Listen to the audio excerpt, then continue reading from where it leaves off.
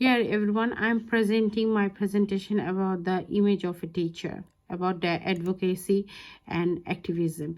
In this unit, I have learned that advocacy and activism can make both simple and marked positive changes in the lives of children, families, and educators. I believe a teacher should be in a commitment of children's rights and social justice can engage in advocacy and activism for a defect and strength-based perspective and at a personal center committee and system levels. Advocacy, which is too often viewed merely as a political tool, can be so much more. It includes speaking for, supporting, or defining a person, group, of course. Early childhood providers are everyday advocates for their children, families, communities, and the early education field. Why we advocate? We acknowledge that a strong pedagogical and courageous leadership is essential to support and promote the rights and voice of children. Steps of advocacy.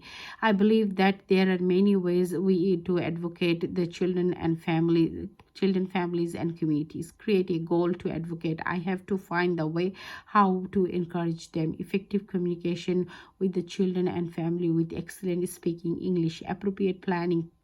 Simple and clear vision, persistence and commitment, persuasions and clearly defined values, planning for an advocacy and activism champion, using the media.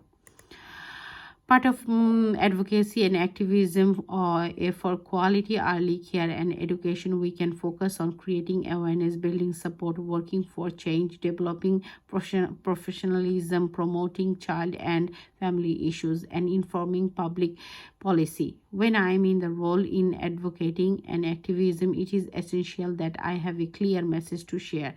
In my role, I always be prepared to explain what I am doing with my children and why.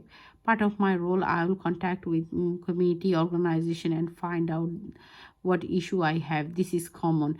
Always support my colleagues in getting more training and education support, accreditation for our workplace. As a teacher, how I learn my children about activism. Invite him to write simple message to our congressman about the immigration reform. Read him books about people who worked for change. Talk to him about race and skin color. Tell him about the activism that I engage in, even when he doesn't go with me. And even there is some link with the theories and perspective. Vygotsky theory is a vision for early childhood education, one that resolves that debate over academic versus child-centered program by advocating responsiveness to children's current capacities in ways that move development forward. Key themes of the Vygotskian approach to early childhood education are summarized. There is a reference. A right perspective is serving a powerful antidote to needs in many areas of policy making.